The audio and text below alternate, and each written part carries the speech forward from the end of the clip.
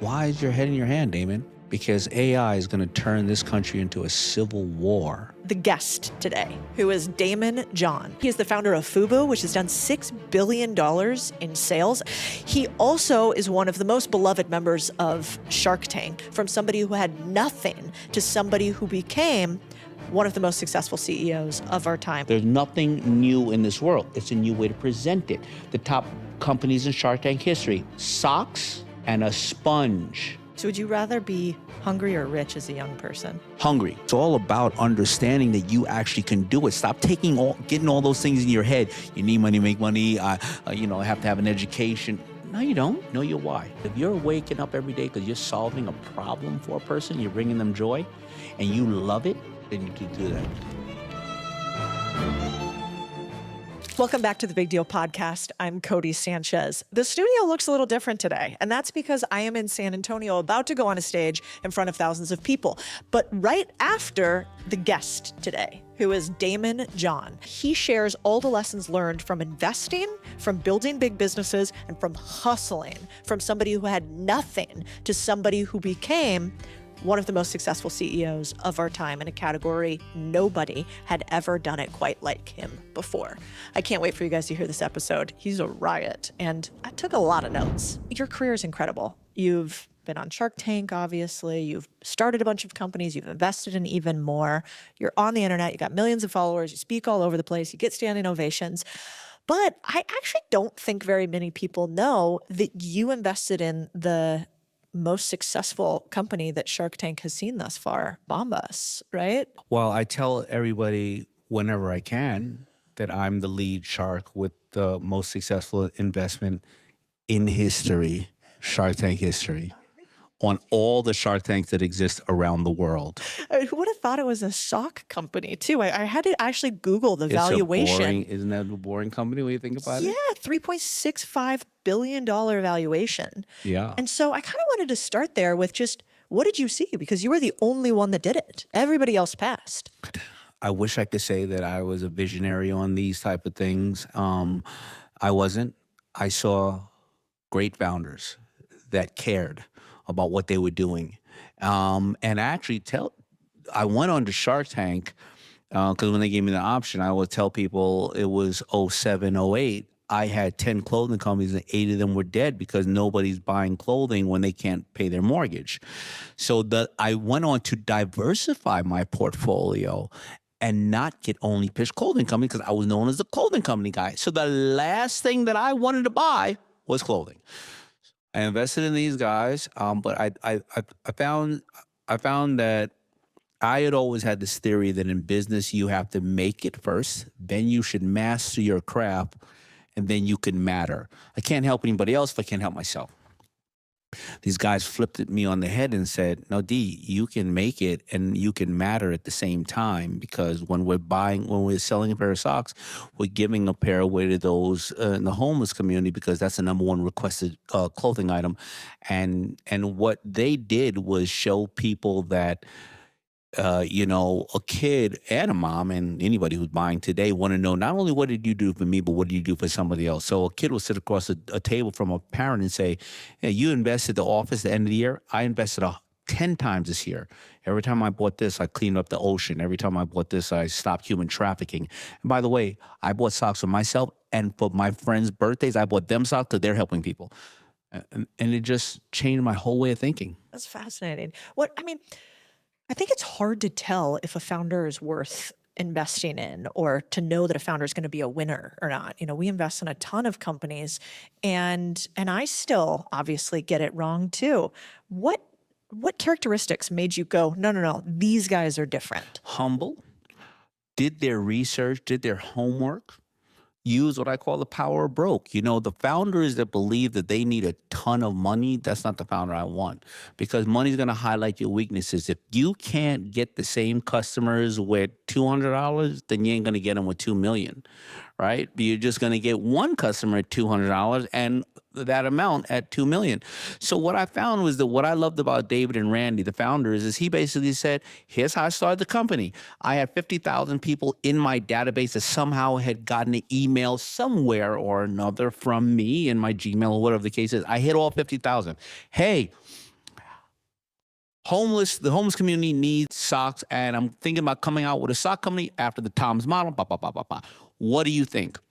50% of them said, you're spamming me. Who the hell are you? Leave me alone. Another 50% kind of said, I'm interested. Send me more information. And 5 or 6 people said, hey, a-hole, I'm your ex-girlfriend. Why the hell are you spamming me about your stupid ass socks? Whatever the case may be, but real true entrepreneurs and founders, they're like Steve Jobs. They're the ultimate tweakers, not twerking, tweakers. Yeah. Well, I mean, I remember that. I think I did. I probably broke like a few GDPR email laws when I started my first company. I For was like, sure. any person I met was on that list. They were getting spammed. And I think you did some of that same stuff. Like, to go way, way back when you started FUBU, your stories are pretty incredible about some of the hacky things you did in the beginning. Like stuff that now I think kids who are more risk averse, like increasingly they don't do as crazy of things. There's a lot of online interaction, probably things that, you did. People think, oh, I would never do that now. Like, what were some of the craziest unhinged hacks you did to start? Well, remember when I started food with you? Now I sound like your grandfather. I ain't had no shoes. When I started food with, there was no internet. And there was barely cell phone. I had to stand outside the Apollo Theater after those people got out in Harlem after watching the comedy show, The Apollo. And my customer feedback was what they told me about my shirts and my mother. I had to come home like this. Yo, we got to make the shirts. We got to change the blue on that. So, and then when I sold you a shirt, there was no internet. I had to find you the next day. I had to go to your house. So other things that I hacked, I use common sense. I use simple things. I happen to know a lot of artists, video artists, and music artists and various other things. I knew their cousins, their brothers, their uncles. I would know where they would shoot videos. I took 10 shirts for 2 years, the same 10. I'd go to every video set I could. I went to 40 video sets. I got kicked off of 18 of them. But the 22 that I got on, I would put it on an artist, and he'd shoot the video, and I'd take it back. Put another artist, take it back. I remember I didn't have any money to advertise, but I remember seeing all those nasty storm gates outside the store they pulled down. I go to every place I can. I go, hey, if you can let me paint a beautiful white sign of this company that I'm working with on the gates. Now, by the way, you have profanity on there and graffiti on there. If I put a beautiful white sign on there, when those gates are down, the kids are going to see it. When you pull those gates up, because you're supporting a local company, they're going to want to come and support you. I spray painted 300 gates from New York to New Jersey, authorized FUBU dealer. I didn't care that you were selling Chinese food. You were an authorized FUBU dealer. Later on, when Nielsen ratings, you remember that Nielsen rating? I mean, there's a big company called Nielsen that Q and various other things. They were like, when I started making money, FUBU had his first $1 million to spend. And that's today is like $10 million. They said, if you want to put on MTV, 30-second commercial, $6,000, because here's how many people watch this.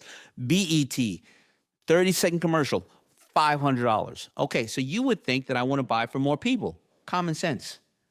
Let me see, BET. Last time I went to the projects, there was no Nielsen rating box, and all the cable was hooked up to some illegal line standing out there, and there was 15 million people sitting around one TV. I'm going to own BET for $1 million because it was just common sense. Maybe common sense for you, but it does seem like your brain just kind of works differently. Like you looked at this market and said, no, I don't want the ego play of MTV. I'm going to actually go with where it converts. Like, I want to make money on this. I don't want to just be a big name. I think that's being dyslexic. I always say 8 of the 12 sharks are dyslexic. And I think that it's the fact that I didn't know if I read anything, if I was going to read it accurately, and that I'd have to go out and do it. And I think common sense is common sense. But people try... I think it was my mother always said to me, Daymond, we're driving down the street, and she said, we live by JFK, and I saw planes, Empire State Building, all this stuff, and I said, how do men and women build these massive machines, Mom? She said, what are you talking about? Everything that's created in this world, the car we're in, the street we're driving, it started with one person with one idea that took one action. Okay, Mom, well, everybody's rich. No, son, 65% of Forbes' wealthiest 1,000 people are self-made men and women. They're not rich. Or somebody sitting here saying you need money to make money. Well, if you need money to make money, the Fords, the Carnegies, and the Mellons, they've done such great things for this country. The Rockefellers. Their kids have money, but their foundation do great stuff. But why don't they own the Teslas and the Facebooks and the Instagram of this world? Why? Because the first generation makes it, the second enjoys it, and third will destroy it. So it's all about understanding that you actually can do it. Stop getting all those things in your head. You need money to make money. I have to have an education. No, you don't. You don't need any of that stuff. You need to sit and listen to stuff like this and apply these simple rules every single day. So would you rather be hungry or rich as a young person? Hungry, because rich doesn't mean anything. Rich. There is no ultimate rich, right? A lot of people think, well, I'm rich. What is rich? If Jeff Bezos woke up with Mark Cuban's money, he would jump out the window. And if Elon Musk woke up with Jeff Bezos' money, he'd jump out the window. There is no, what is rich? Well, what, some working stiff who's working, all day in an office, and on his deathbed or her deathbed, they're looking at a whole bunch of people who sucked them dry and said, man, I should have lived a better life. You have kids, I have obviously. How do you make sure that they don't turn into that second or third generation that loses it all? Because I'm not leaving them anything. I put it in my kids' head ever since I was young that they were young, that they were not going to get anything, the same as Buffett and everybody else has done. So what does that do? I have two little girls. Well, they're little anymore. But it makes that, first of all, it stops all the scumbags around going, let me try to become part of their life because they're going to get something. So first of all, you stop 50% of the scumbags. They also create in their head, and it's true, the narration of, I don't need his money. Not only do they not need my money, they don't even want to be part of anything I'm doing because they want to be independent people. Now, my two oldest girls, the internet wasn't around and social media wasn't around, so they didn't have a camera on them all the time. And the only time I ever interviewed, which was my potential biggest break ever, it was when Oprah's producer said, we want to come into your home and see your family. And I never wanted my girls to be under the pressure of being Daymond John's daughter. And they're all for being great human beings.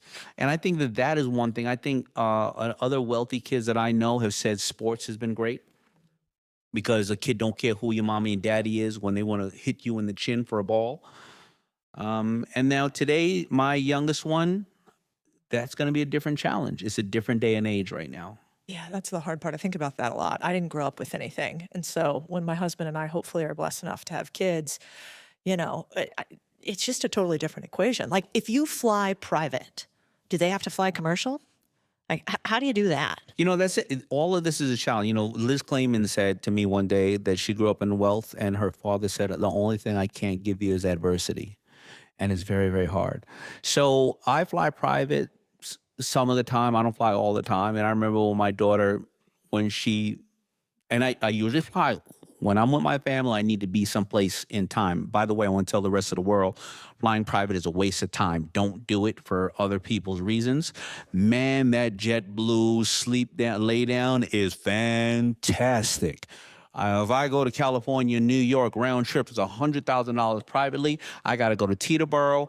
I get there probably about 2 hours earlier than you. If I want to lay on the plane, well, I got to go in the back and kind of by the bathroom area. I got to see if I'm going to get a stewardess for the plane or not. It's $100,000. I save the only thing I'll do is save 2 hours. For those 2 hours, if I go commercial, I get paid $96,000 for those 2 hours, right? That I didn't get there on time with you. You know what I can do with that $96,000? And the plane, not the worst part about the plane is I'm a little bit of a tree hugger. I don't want to pollute the world for this stupid little plane. But those light jets, the light or mids, they can't take the wind like those big ones. But the worst part about the plane? It's like getting a free pet. Now you got to get shots of the little thing running around here. You got to get diapers, and you got to clean up this rug where it's scooched on the carpet. You got the brown stain looking like planes with chocolate wheels are landing on your carpet. It's having the plane. Your friends are going to want to go on it, and then you're going to go to Vegas and spend $200,000 on a Tuesday because you got a plane. Don't get any planes. That's why you see athletes and lotto winners are bankrupt 3 years after leaving the league or winning the lotto, because they don't know how to use the tool of financial intelligence because we got to get a plane. I made those mistakes. Yeah, I think it's really smart. And it's these days, I think people want to look rich, not be rich. And what a dumb move, you know? Way better. It is. But, we're all human. What's your why? Somebody said, well, Daymond, you're famous. How many people are going to see you on the plane? I don't know. I could wear a mask now. A hot 20 people are going to see me. Is my ego that big that I need to pay $96,000 so 20 people don't see me? Yeah. Well, plus, like, why is it a bad thing? Well, I mean, Mario Lopez is like one of my favorite longtime actors, and he flies Southwest with his kid. And I think that is so fucking cool. Barbara, unless somebody's paying for her, she'll fly coach. Daniel Lubitsky got a lot of money. He will never get on a plane with his kids unless he gets on a plane coach. I'm a little bit of a pain in the ass. I want to be first class. I'm not at sleeping. least. I'm not I going wanna coach. be a No, I was I'll acting all cool say just it. now. You know what? I started to get claustrophobic. I've traveled 250 days a year. You know what I mean? I'm not, listen, who was it? Bill Gates rode the train up until they said you just have to stop riding the train due to your, safety. I'm a New Yorker. I'm used to hopping in cabs, trains, so it's just, I don't do it for the wrong reasons. Do it for the right reason. If the check is bigger than that plane ride and for the right reason and time constraint, yes. And if you're family, Yeah, I think that's a good lesson for life in general. Like, if you can't really cash the check for a bigger reason, probably don't do it. I'm kind of curious. So, you've been in clothing forever since FUBU and invest in a ton of other clothing companies.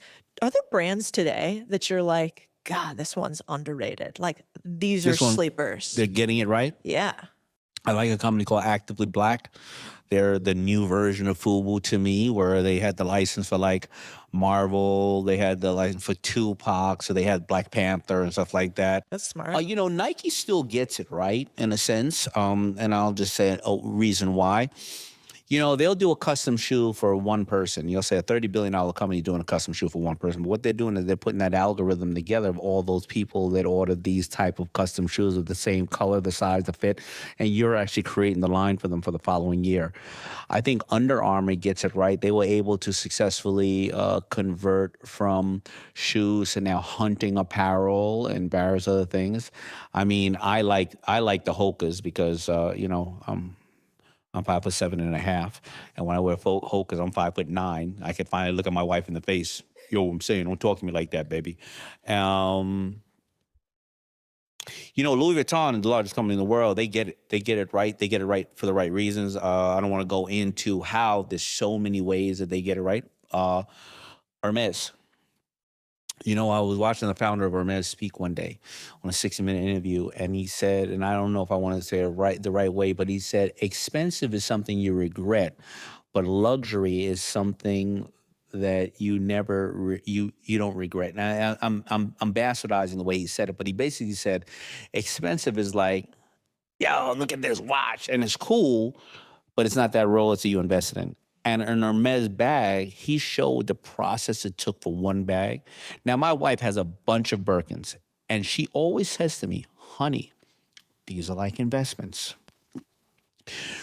You know how much they appreciate. So I usually go to her and say, well, when are we going to sell all these investments? They have appreciated a lot. And then I'm sleeping on the couch that night. It doesn't work out. But I think she's selling it for when I'm in the dirt. Exactly. And then, she's cool. That's her 401k female version. Getting pretty depressed.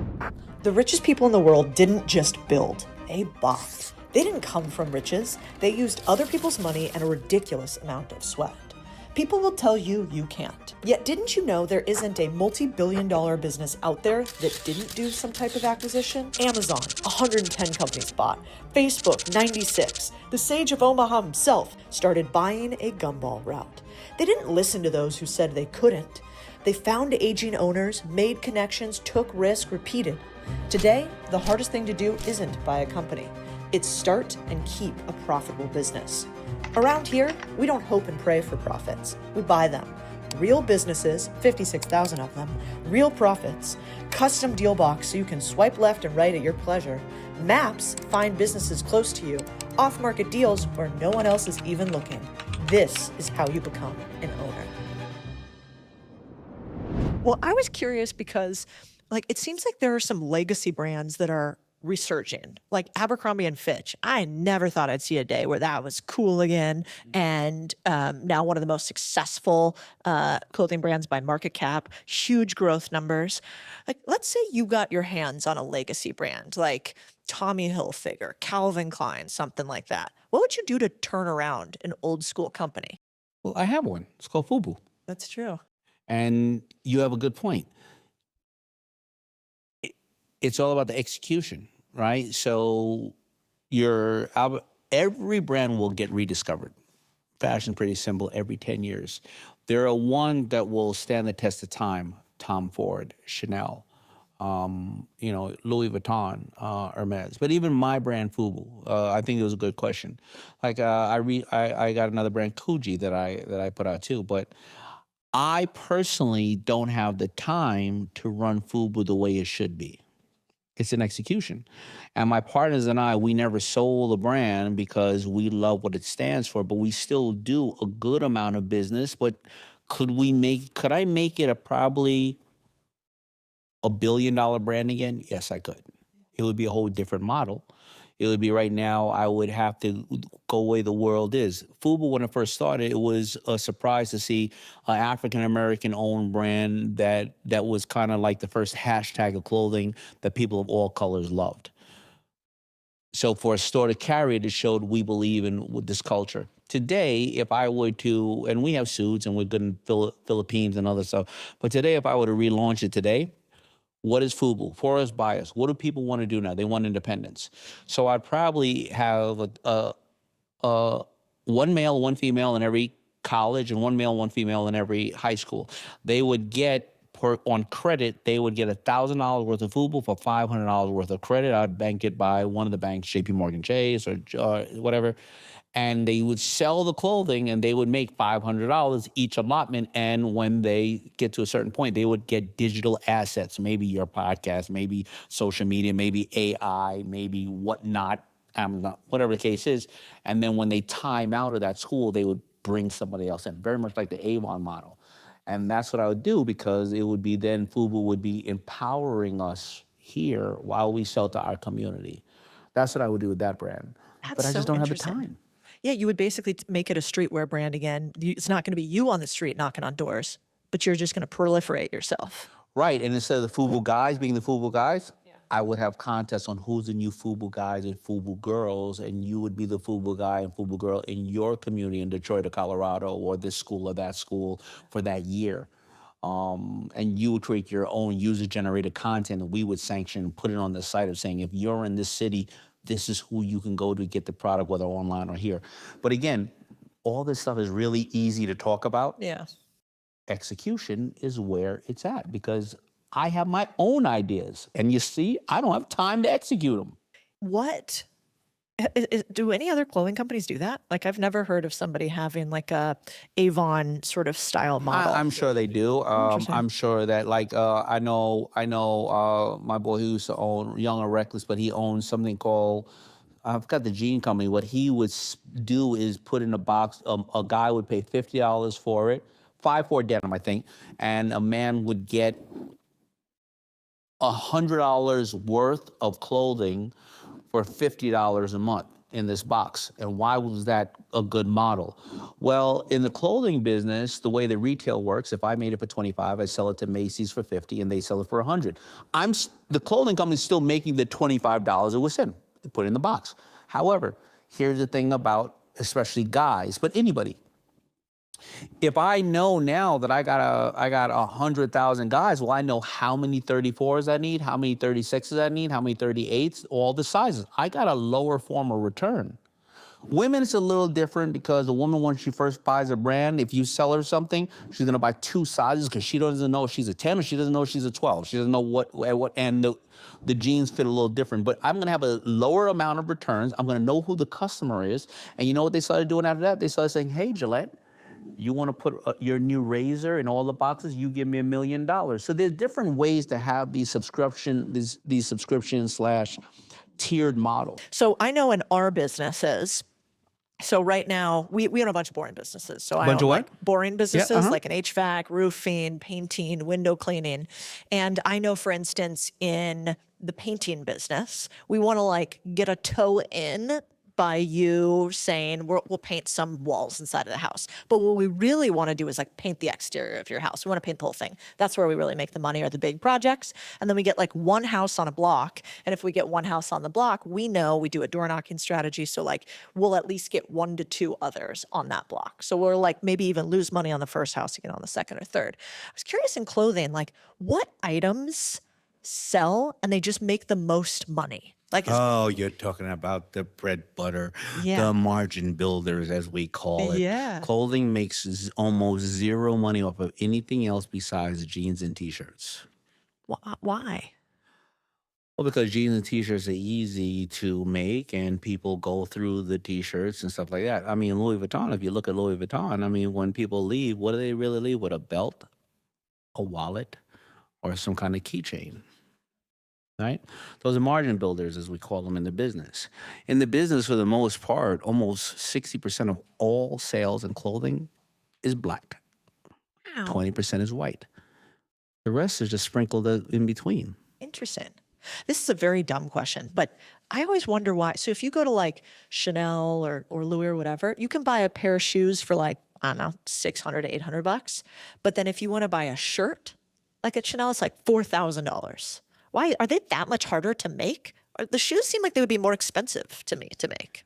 Well, it depends on what they're making in the Chanel shirt, right? What product they're making, and I mean, it could be cashmere, it could be a lot of other stuff. But the margin builder is going to be the simple black dress. Interesting. Right? But the shoe itself is, once you make the shoe in the mold, you can replicate that mold various different ways. A shoe is actually hard to build. It's like almost like building a car, because what happens is in the shirt and stuff like that, it fits, it doesn't fit. But on a shoe, there's 130 pounds on that shoe. And the ER every single night in every single city is there with a woman who split her toes or her broke her ankles due to those shoes. So there's a lot of balance and a lot of stuff going on. But once you replicate that mold, you're going to put that same mold together with a different upper, different ways. Yeah. Yeah, interesting. I never thought about that. It's always bothered me. I'm like, how come I could buy that for 600 bucks and that's 5,000? Yeah, because that 5,000 one, they're only making, 20,000, or they're making 5,000 units of that, or 2,000 units globally, Chanel. And that shoe, they're making, 40,000, 50,000 units. So they're buying by bulk. You're right. Okay, that explains it. I wanted to talk, obviously, a little bit about Shark Tank. Yeah. You've seen a ton of pitches, and I've had friends actually pitch you. I've had friends get money. Ooh, I don't know if I've had friends get money from you, but I've definitely had friends pitch you and pitch all the sharks. If you had to break it down formulaically, what are you like, this is a pitch that works and this is one that doesn't? What is a good way to pitch to get The money? pitch that doesn't work for sure is the people that immediately come in and everything is hypothetical and they assume. They don't have a history of things, and they go, the number one thing that you can say that I immediately check out, or I give you some kind of royalty offer like a Kevin O'Leary, that I go, this person's almost out of business, this is a $50 billion market, and if I only get 1%, I guarantee you every one of the sharks are almost out. Or Kevin O'Leary will give you a finance offer because he doesn't care if you do well or not. He just wants his money back, and he's taking a flyer on if he gets a percentage of the company down the road. The greatest pitches that I have seen, they're always a story. They're always very infomercial feeling, because what they're doing is they're introducing that a problem either exists that you know or exists that you don't know. They're talking about who they are and why they're qualifying that they're the person to solve the problem. They're giving you some kind of proof of concept, an essence on why. So it's like, hey, Hey, Cody. I'm Damon John. And you know what? For years, the hip hop community has had to buy their clothing from other designers that didn't care about them, that said, give me your money. I don't like you. But I've been a fan of hip hop for 10, 20 years, and I know everything about hip hop. And I'm going to create a clothing line called FUBU. There's no such thing called the internet, but if you're across the street and you see me, you know what I'm into because I'm FUBU. I am going to connect people through a community. And people in the past have had to, if they want to buy African American type of clothing, they had to do kente cloth clothing. Who wants to wear orange and green and red? I'm going to create blue jeans like a blue jean. This is the cowboy, the Levi's of cowboys. We are the Levi's of the urban kid. And it's going to be about 20% more, but it's going to be quality in it. And if you invest right now, I got superstars like LL Cool J ready to wear it. I'm in. So you're qualifying yourself, and telling the story. Yeah. Now, what about, on Shark Tank? Obviously, it's a TV production. How much of it is actually like produced? Are there takes and they get to go again? And like, is there a fake component of it? No. There's only one component of it that in case I'm talking and I'm saying I'm out and Barbara's just doing her normal rambling because she didn't take her medicine and the mics don't pick it up, we do a day where nobody's there and we say, and for that reason, I'm out. So you catch the audio of the actual clean I'm out. But there is nothing produced. Remember, this is our own money. And ABC and Mark Burnett and them, they don't want to get in the way of us spending, losing, or profiting off of money. So an average pitch is 1 hour long, maybe half an hour to an hour long, 16 cameras shooting it. So an hour pitch is 16 hours of footage for you to see 8 minutes. Takes us 6 to 9 months to close the deals. We close about 60% of the deals. The guy who's with me in the room today pitched on Shark Tank 13 years ago, some little company called Hanukkah Tree Topper. We ended up licensing a lot of the company out and doing well with it and been my head of my sales for 13 years after that. So it's real people, real businesses. Fascinating. What percentage of deals like actually made you money? Like what? Made you money? I don't even count what's made me money because if you really think about it, and Barbara's really good with her P&L. When you look at my staff, when you look at me traveling, when you look at the hours and time in it, I don't look at them. But I'm positive because of certain exits and shares that we've sold. I am positive, but it's almost like the venture community. I think 2 out of 10 is winners. I think we have 3 out of 10 because we have a baked-in commercial. Yeah, 100%. You have the hardest part, which is distribution. Yeah.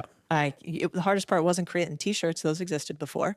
It was getting somebody to actually say yes and give you the cash. Correct. And so, we see this all day. I have this brilliant AI strategy, and we're gonna change the world. And I go, awesome. Who have you sold it to? And they go, well, nobody. But the second I get the money, what's gonna happen is I'm gonna sell it. Mm-hmm. And Exactly. you guys get to sell immediately. I had a few friends that came on Shark Tank, and I'm sure you guys saw that. Did you see a lot of people come on Shark Tank that were like actually didn't want your money? They just wanted your distribution. So they gave you crazy fake offers. They wanted the commercial. Yeah.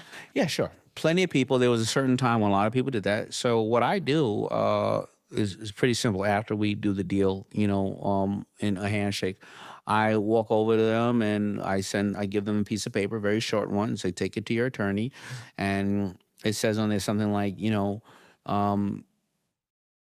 not going to publicly shop this deal for another year after you air. Totally up to them to sign, but if I see them hesitating, I know that they're looking for a commercial. I don't mind you looking for a commercial, I get it. However, there's a serious matter. The show was founded in 07, 08 when we went through a very hard time in this country. You're only going to have about 96 people that air. 1,000 people will see the producers and 40,000 people applied. If you have $2 million in the bank and you have your hat in your hand asking for money and you have you don't plan on closing a shark, you took that slot away from a family who risked everything, who their kids are not going to college. They're about to lose their house and they want a shark to desperately help them. And I think you're a selfish bastard for that. I think there's a lot of other places to pitch those ideas and nothing wrong with founders who have money. But that show is for the American public. And people don't understand you got $1 million in the bank. Not today. when people can't pay their mortgages. So that's why I do it. I have a problem with people who try to abuse the platform. Yeah, I never thought about it that way, actually. Yeah. I think a lot of people think about Shark Tank not from that sort of like that deep, heartfelt portion of it. It's just like, cool company, give them No, cash, bye. we love these people. These people are our partners. These people are people who are allowing us to invest in their dream. They're holding a space, and there's a fiduciary duty of investing in another person's dream. I agree with that. You know, let's go to the other side of that, which is I've certainly lost a lot of money doing deals, and I like up to now, knock on wood. I don't know if I'll always be able to do that, but I have never lost money for other people, which is always like kind of the line that freaks me out, you know. And that's probably a bad thing in some ways. I should probably get more comfortable with losing. No, Some, no. I can't sleep at night if I lose some money, and I lost money for probably about two guys, Yeah. and I still till today. I want to do it the right way. If I have another business that they can get in where they're going to make their money back, I'm going to make sure they're first up. Yeah, yeah. The place where I regret investing the most was I invested some in the cannabis industry early on. Okay. And it's not that I regret cannabis itself. I think I regret the way that it's happened. And now I think the THC levels are like too high. And I think the way we're doing it could actually be bad for people's health. Sure. But I'm not a doctor.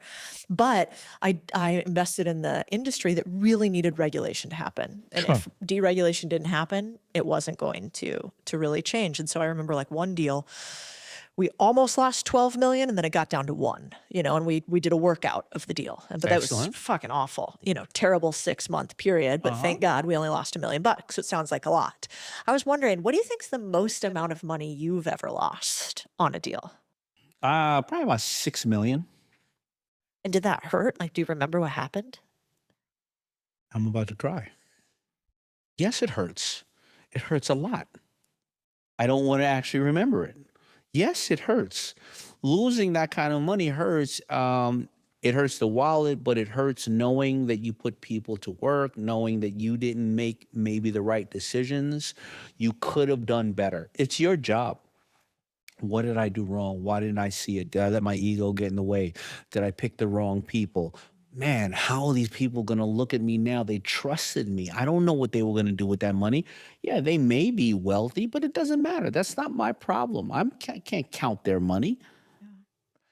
I think most entrepreneurs have something like that, like a moment where you kind of stood in the dark alone, maybe didn't tell your wife, didn't tell your kids. Everything was kind of going sideways. I've certainly had them. My dad calls it the head in the hands moment, So what? the head in the hands moment. Yeah. And I was curious, have you had one of those? Plenty of times I've had that. I have it now. I have it now. You know, I was speaking to someplace and they said to me, "What are your hobbies?" I said, "Oh, you know, snowboarding, going to UFC fights, and fishing." And I said, "Wait a minute. I really haven't done none of that in the last year." And they said, "Why?" I said, "Because my head is in my hand." "Why is your head in your hand, Daymond?" "Because AI is going to turn this country into a civil war. Because when the have-nots don't have anything, they're coming after us. So what am I doing right now with this AI that's clear, that's going to put me, my company, and my people in the right place to be that small percentage that's going to be able to thrive? Because if I don't think and see where that puck is going right now, we're all in trouble in my company and in every company. We're all in trouble." And then I start thinking about it. Wait a minute. What is AI going to lose and not have? Never going to have community. People going to need to piss, shit, and eat. People going to need medicine. If we are going into some kind of war or problem because 80% of the people are going to be replaced by autonomous vehicles who are truck drivers, retail is gone, and then all of a sudden you got Amazon just bought 750,000 robots, so nothing there. If all those people are going to need to feed their families and they're going to come after some of us, well, then I should invest in security companies in various other ways to make the place a safer place. So my mind is right there. Where is it going? Interesting. So what is your answer to that? What industries are you investing in today, and what are you telling your employees to do? Well, I think that if robots are gonna be $30,000 a piece from what do you call it, Tesla, in 2 years, they're gonna be 5,000 in 5 years. If people moving further out and they don't have enough income, well, then you can create better glamping in various areas. Imagine having 20 robots on 400 acres of land, just cleaning and doing everything it needs to be so that you can create better communities for people. If biohacking and health is coming around, imagine if you're getting people cleaner ways to take care of their body and their health. It doesn't cost a lot because technology is showing people how to improve their lifespan. You know, if you don't know if you're talking on a screen to a robot or whatever the case is, community is going to be bigger and better. So how do you create better communities so they can educate and they can protect themselves? So we have to find the beautiful things that work in AI. Do I think we're going to be good? Yes. I think we're going to be great. But you have to be the one thinking about it now. You don't want to be the person who's working at the library saying, why are you looking at Google? Come over here and look through an encyclopedia. You want to be that person looking at Google saying, how are we using it the best? I like your idea.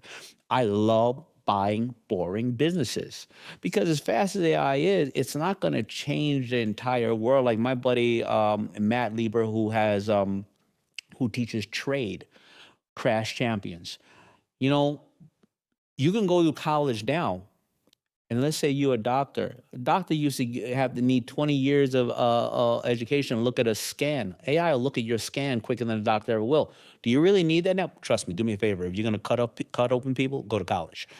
But a kid graduating college today is going to barely make 70, 80,000. A kid who does a trade like in my buddy Crash Champions or HVAC or these things that people don't want to do anymore, they're making 70,000 coming out of high school. They're not borrowing $500 to $700,000 worth of student debt that they're not going to pay up until their 50s. And they can take college courses at the same time as being an HVAC person or owning a car wash. I think the world is getting really simple, and you got to go back to the basics and then add AI to it. Yeah, it's smart. Well, it kind of goes back to your book, which I loved, The Power of Broke, about, AI is not going to hustle for you like a human. Like the creative will become so much more important because the everyday will be way too easy. Like it will be too easy to mass spam, mass email people. So you're gonna have to fit, like it actually might full circle revert back to the door knocking, back to the neighborhood It signs, is. you know? That's the point. Rick Rubin said something the other day was fascinating to me. He said, AI couldn't have told the Wright brothers to dream.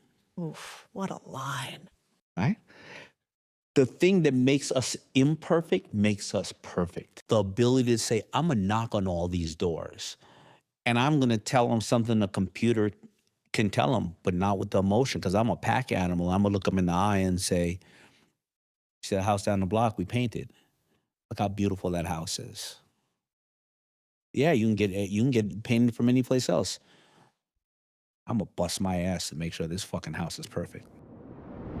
One of my favorite lines from Daymond is the easiest thing to sell is the truth. And if you listen to Daymond talk, you'll hear him say again and again and again that the most important part of building a business is to do it your way with your unique angle. And there's an angle every single time. We obsess about this in the SMB boardroom, where we teach people what we call finding your avatar, which is finding the angle on your customer. Most people do not spend enough time thinking about brand, customer, avatar, and angle. So we obsess on it for you. For 1 year, we work together with the best entrepreneurs who are focused on growth sustainably and want to use our operating system in order to do it. If you are running a business that is on a path to do hundreds of thousands of dollars a year or millions of dollars a year, you're going to want to check out the boardroom and see if you're a fit. We will help you find your angle and your avatar. I'd love your take on brand because I think that's one of your zones of genius, obviously. But, we have this window washing company called Pinks. And Pinks. Yeah, it's super cute. I should have brought one. I should have brought a hat for you. But anyway, it's these two young dudes and good-looking guys, dress real sharp in uniforms, kind of like throwback '50s era uniforms, cursive, like hand-stitched, little pink towels they throw over their shoulders. They're good-looking dudes, all of them. Now there are 100 locations all over the country. But when it started, it was just two guys in Austin, and they do these. What do they call it? Comp cleans, where they go to local businesses like prominent institutions in Austin, and they clean them and make them look nice for free. And their whole thing is like bringing dignity back to window washing, like bringing dignity back. So when they go and pitch, the commercial building, sure, there's some big, huge company that they're pitching against that's probably cheaper, that's probably has better systems, but these two guys show up and they look the guy in the eye and they say, we not only do I want to do your first one for free, but like it's me and my buddy here, and we started this company, and we're going to be out front with like our cool designed thing, and we want to put you on Instagram, and they win. And so I do think this brand is going to be so important in an era when like a lot of execution's cheaper. You're 100% on, because you got to remember, and I'm a very simple guy. There's nothing new in this world. I always say it. The voice is not new. It's just American Idol. They just turn the chairs. And American Idol is Showtime of the Apollo, and Showtime of the Apollo is the Gong Show. It's not new. Young kid in college stood up and said, Mr. John, I'll tell you what's new your old generation doesn't have. Emojis are new. No, they're not. They will call hieroglyphics, you moron. Go sit down. Now, there's nothing new in this world. It's a new way to present it. The top companies in Shark Tank history: socks and a sponge. Damn scrub daddy. Lori ate my lunch on it. That is a And every great time I fucking go to the company. grocery store, I see that damn sponge smiling at me. $1.3 billion worth of sponges. She's slinging plastic like Happy Meals. She's killing our oceans. But you know my buddy Ryan Dice out of Austin? You know Ryan? I do, not like personally, but I know Ryan of is a him. genius. He says, listen, let me show you. You know how you can market, he said he remembered marketing and Roland. He remembered marketing a lawnmower company. He says, he said, I remember I got a brand new lawnmower. Oh, I'm going to do it. He said, and I remember I got out there and I got that thing ready and I forgot I needed gas. And I went to the gas station. He says, I live in Austin. I left, I was 180 pounds. I got back, I was 160 pounds. I'm sweating. The day's gone. I got grass and bugs flying all over me. He says, so I hired a lawnmower company. They came over and it was Saturday after a hard week of work. I had this damn lawnmower out there. Nah, these guys are running around the yard. My wife's naked trying to get dressed. And she's like, who the hell's in the yard? He said, but another company came back and said, you know what? We mow lawns during these hours when you're at work. You tell us when, because we want to give you your Saturdays and your Sundays back. Good line. You tell us when you're at work, we'll tell you when we're going to be there, and we will be there. Everything has an angle. There's nothing new in this world. So whether it is we're bringing the dignity back. Some people want to feel good. Come to our business. Everything, you see the people cleaning the windows? We're perfectionists in everything we do, from who we hire to who we work with to how these windows are going to look. Great idea. And that's what you sell people, that separate people. People think, everything's new. You know what's the most powerful thing you could do now? Billboards. You can't swipe a billboard when you're on a highway. Oh, retail's dead. Yeah, open a retail in an airport. They can't get Amazon in there. It's a high traffic place, and it's a person who knows how to pay a lot of money because they're not taking a train or a car, and they're paying 30% more. It's so true, because I think what you've had 10,000 reps 10,000 times from all of these companies that you've not only run, but invested in. And so one of the cool things I think you're doing now that I don't hear you talk about as much is the CEO Access Program, and how you're kind of like sharing these pieces back to the next generation, not keeping it all to yourself. Can you talk a little bit about that? CEO Access is it's a network of people like Cody, right?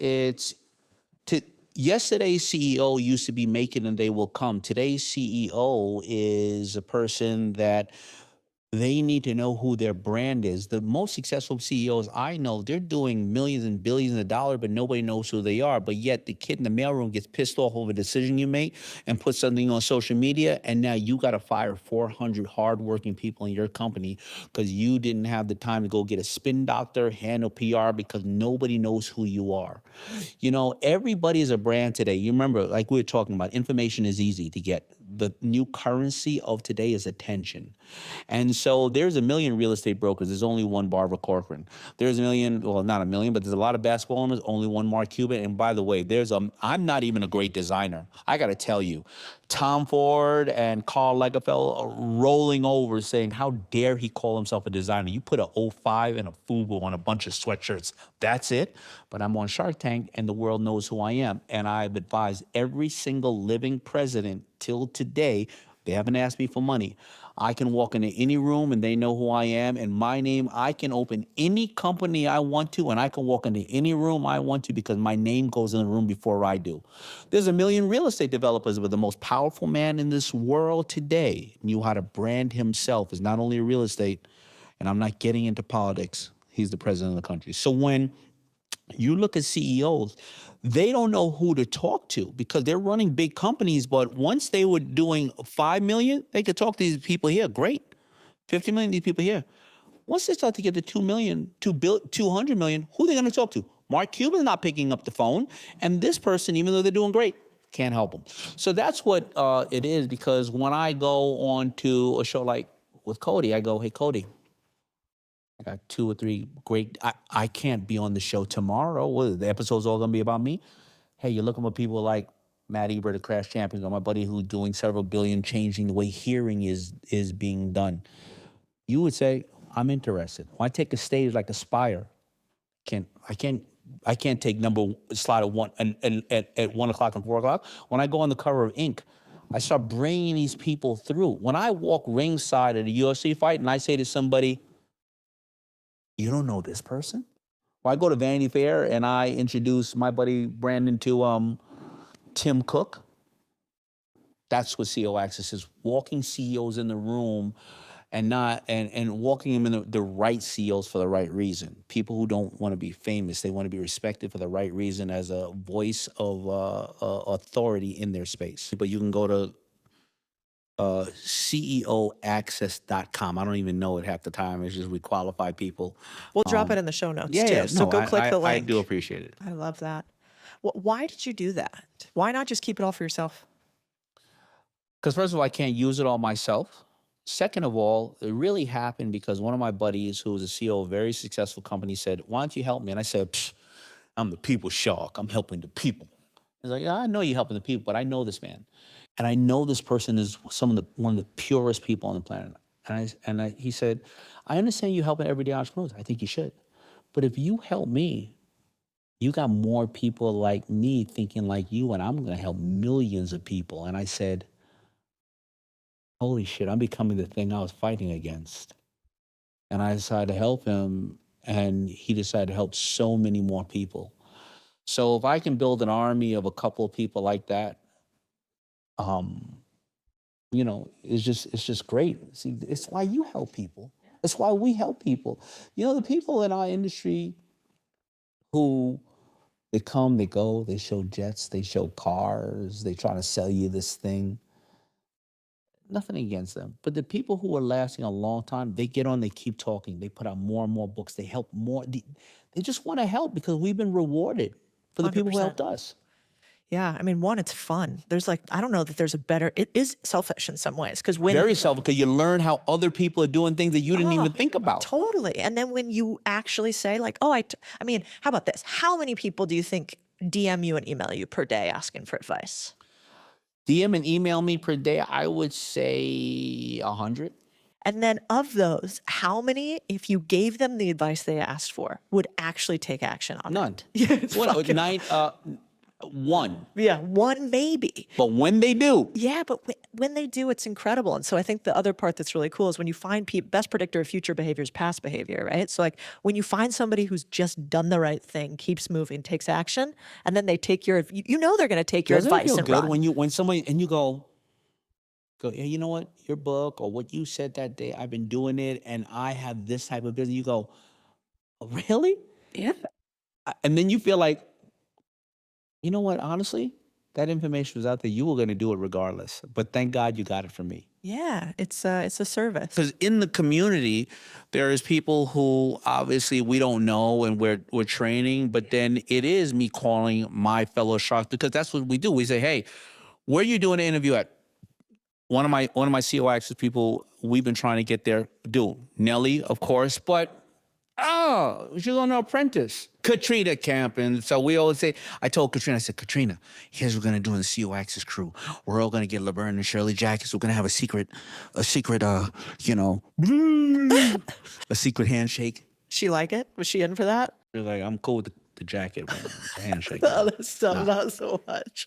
All right, let's talk. I want to go high and then I want to go low.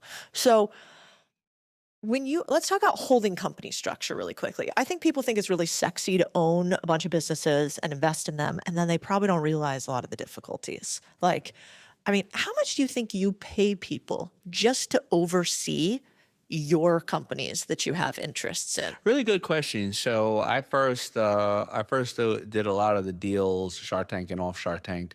I did a lot of the deals where I had an attorney look through them and this and that. And for the first year in Shark Tank, and the sharks are learning too, and that's like you said, like being a little selfish.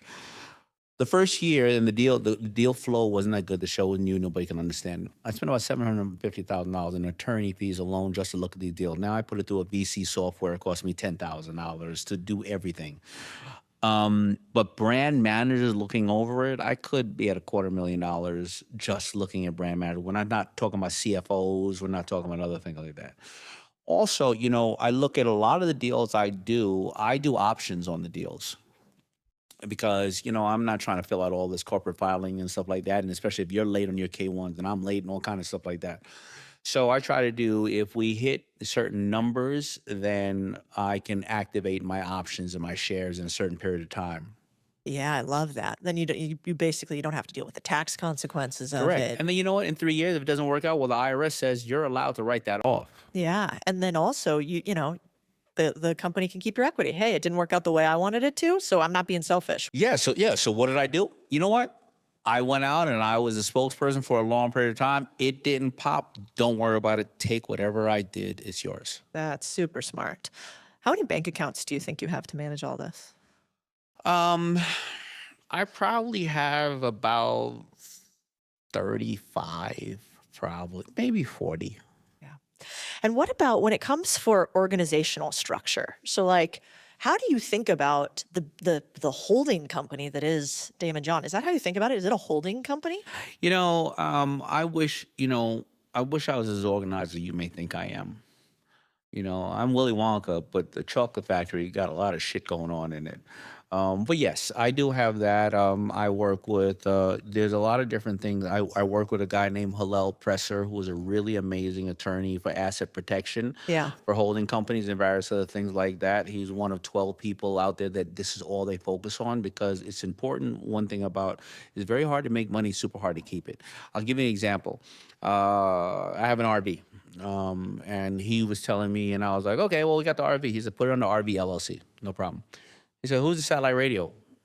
Satellite radio, my wife, because we have a satellite radio account. He said, you just pierce your corporate veil. He said, because if you get in an accident, they can just say, the judge will say, you didn't respect your LLC because your wife, it should have been under the RV's LLC. A lot of people don't realize this, and they can come after everything you own if, God forbid, you had an accident. That can happen with it. It's a taxi cab model or the apartment model. You get one holding company, but each taxi cab has its medallion, it's this, it's that. A lot of people don't know about how to protect themselves against a lot of these things because, unfortunately, the people listening to us, they're probably good people. The people that wake up every day to wonder how to screw you when you're running a real business, other people going, I don't have anything to run. I want to scam you. I want to put out the fake Shark Tank ads. All the sharks invested in this pill.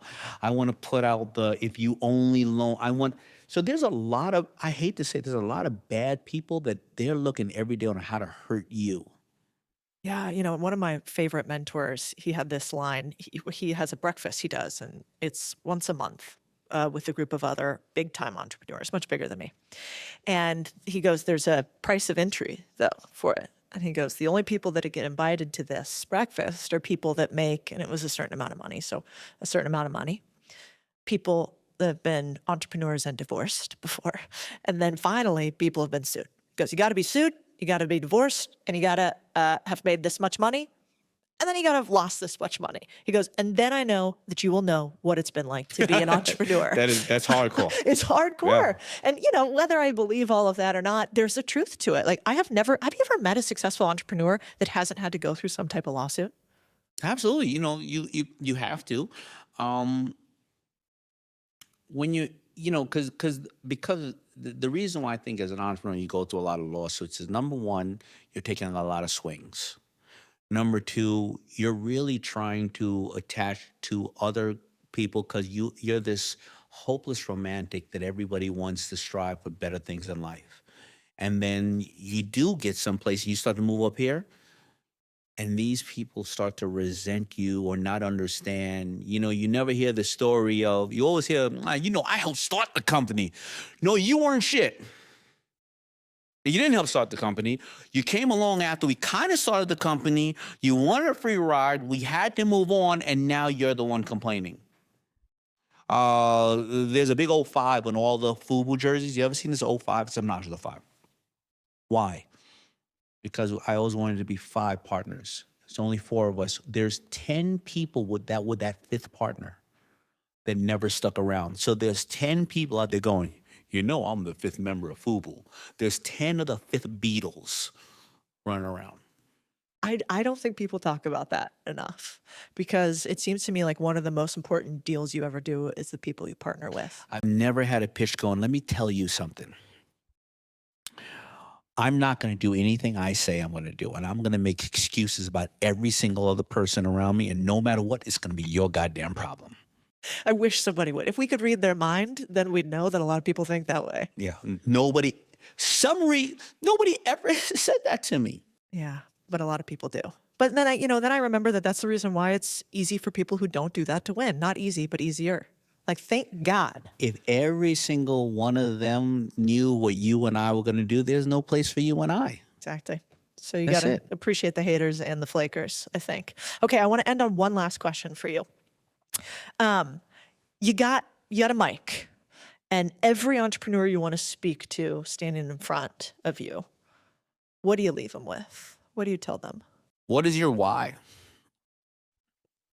Are you doing it because you want to do it? Or are you doing it because your parents told you this is what success looks like? Are you doing it because you don't want to take that out, you don't want to put up that out of business sign because you're embarrassed of what the community is going to say to you? Are you doing it because you think that somehow you're going to arrive at one moment and the work is going to stop? Why are you doing it? Because once you know why you're doing it, then you're going to know the goals that you need to set and the homework you need to do to enforce those goals. If you don't know why you're doing it, you need to go to a place to understand that why. I'm not a billionaire. I'm not a billionaire by choice. I'm offered often, huge venture deals. A bank, very famous, the most powerful bank said to me, Daymond, you know what? I'll give you a 1.3 billion credit line. I'll put a merger and acquisition person over there with you. We bank the top 1,000 companies in the world. We know they have these initiatives for minority vending. Everybody will respect the fact that you're a minority vendor because of your history and you're on TV. We will give you the money. We want you to acquire, like in a hotel, we want you to acquire a rug company, a lighting company, a furniture company. We want to then put you into bid for this stuff, and you will most likely get the contract because of who you are, the funding we have for you, and your history. And I guarantee you, Daymond, you probably will make an average of whatever. I'm 56 years old. That's a 20-year run with 20,000 people working for me. I will be 76 at that time. The worst time of my life is when I had 7, 8 homes and all my friends enjoyed the homes. I can only sleep in one bed. I have a little 9-year-old girl. She will never see me again if I go back to doing that. I already missed my 31 and my 26-year-old growing up because I was so busy working. Why would I do that? No. So what is your why? Why would I do that? So somebody could see me on a yacht? I can rent that yacht and give it right back to the owner. So let that be their damn problem. No more pets. Why are you doing it? Why do you not know your wife and your husband? Are you going out making sure that a lot of people see you that can't stand you? So why are you doing it? Know your why. But if you're waking up every day because you're solving a problem for a person, you're bringing them joy, and you love it, then you do that. Daymond John, this was amazing. Thank you so much for being here. Thank you for having me. Daymond John is the man. If you guys liked this episode, wait until you see what's next. You are going to want to subscribe and you are going to want to follow along because our next guest is just as good as this one was. And I thought this one was incredible. Also, if you guys want to hear more about Daymond's new program, it's ceoaccess.com. I thought it was pretty incredible and I'm excited that he came and talked to us about it today. Lastly, I want to hear what you guys think about this episode. Drop in the comments for me. What questions should I have asked that I didn't? What was your favorite question? And what did you think was not a very good question? I'll hear all of them from you. I'll read all of them, and I'll make sure that we do better every single time. Thank you for being here. You are a very big deal to me and to us. You didn't have a safety net growing up. You know, you were kind of like an army kiddo. Yeah. How did you learn to take this risk, to go big? You can't get to where you want to get to in life without a compass. And I think the most important thing is just reminding myself the power of speaking life and manifestation. There's something that just happens psychologically for me, and I just start to will myself in that direction. 5, 4, 3, 2, 1. Grammy award-winning superstar, entrepreneur, philanthropist, and cultural icon, Sierra. If you're tired of chasing someone else's definition of success and you're ready to design your own, today we are going to start that journey with you. Has there ever been a moment where you felt like the whole internet hated you? Like you got a ton of hate? Yeah. Really? I don't know one great that hasn't been told they can't or hasn't been tried to be knocked down. And I think those moments, like, they make you more bulletproof. It lets you know that you're doing something right, that they have something to say. It's like, okay, I'm making you feel some kind of way. Let me stay the course. You're going to be challenged. You're going to fall. And when you fall, what do you go to? My faith is the one thing that gives me peace to get things where they need to be and just to stay the course. What do you think is one of your like business superpowers? Like what are the things you're like, we think about the design this way that nobody else does? Like what is that for you, do you think? Good question. I think it goes back to... So I was going through your bio. Holy hell, not a slouch. Like, 23 million albums sold, probably more now because this is outdated, all of these companies. Then I see some of your fashion stuff. And I was wondering, like, is there something that you say to yourself before you go out on a stage to like tens of thousands of people to hype yourself up? Yeah, I'd probably say a few things.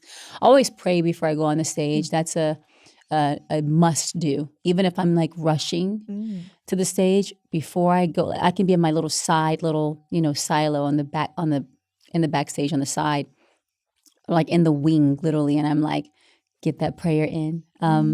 So I'm really big on that. I normally do it with my team, which is always a beautiful thing. And I'm pretty much on time for the most part with stuff like that. But yeah, I would say before I go on stage, I also have to take a deep breath sometimes. The nerves, depending on the situation, the nerves can be like really high, so I'm like, we got to bring them down. And I'm like, let's go. Like, we got this. Like, you're supposed to be here. Like, God called you here. Let's go get it. Like, I'll hype myself up inside. Like, you got this. That's probably the most consistent sentence. You got this. Like, let's go. Yeah. So you still get nerves? Oh, yeah. I do. That never goes away. I used to have a rule. I would say we don't say the nervous. We don't say that word. Cool. There was something psychologically for me that I felt like it could trigger more nerves. Yeah. Sometimes you get that fresh nervous feeling all over again. I'm like, why do I feel this way? God, I've been doing this a lot now. And why does it feel new, all over again? And I remember being on Jenna Bush, co-hosting some shows with her. And she said to me, she said, those nerves are like what lets you know, like you're thriving. Like it's like a feeling that you get, like it's, like you're alive, like it's something to those nerves, like something good's going to happen when you have that feeling. Yep. So I've really worked, and I continually work at like embracing when I'm having that moment, like, okay, it's a part of it. Like, we got this. And then literally whenever I hit the stage, the first 3 seconds or 3 to 5 seconds, nerves are gone. And now we're in the zone. I do feel like that. I always think pressure is a privilege. Yes. And so like always say that. recognizing those little butterflies, like this means it's game on. Yeah. Like at least we're doing something big now. We're not playing small. There we go. Which I like think that. is so cool. Yeah. I've never done anything like you have, but I've like given a bad speech before. Like where I just know it's bad, and it hasn't happened that much, which is like so cool, or I'm not aware of it yet. And so, but I'll get off and it's such a horrifying feeling. Yeah. Have you ever like bombed a performance and thought, this was so bad? And then what do you do to snap out of it after you've quote unquote failed? Performance, I've definitely had some moments where I'm like, man, that could have been better. I wish I had one more take. I think it's like you kind of have to like, I love this word embrace. Like you embrace the moment. You're like, okay, how do I learn from this? And it's like, you got to psychologically, you kind of got to psych yourself out. Yeah. Like, it's like, okay, that happened, but all right, everyone to the next. Like you literally have to, it's like have amnesia. That's what it is. Like you got to have a little amnesia when you have your blunders in life or you make your big mistakes. It's like, okay, I got to have amnesia so that I don't like hold on to that upset and disappointing feeling for too long. It's like, okay, where did we mess up? Why did we mess up? Okay, now note it. All right, amnesia. Forgot about it. Let's go. Like, because it is a psychological thing. And because I'm a perfectionist, I will let the moments, where I feel like I didn't do my best, or I wish I could have like done something differently. I will let those things like get in my head. And I try to do like good mind control for my mental sake, because the more you like, you harp on things not being right, there is a negative impact to that. If you hold on to that energy and that weight. So I have to like reset, clear slate, nothing happened. All right, now what are we doing today? Where are we going next, And then you're like, the next time I get that shot, I am never doing that again, right? And it could be, to your point, whether it's on the stage or it can be a meeting, like you said, it can be a speech, any of those scenarios.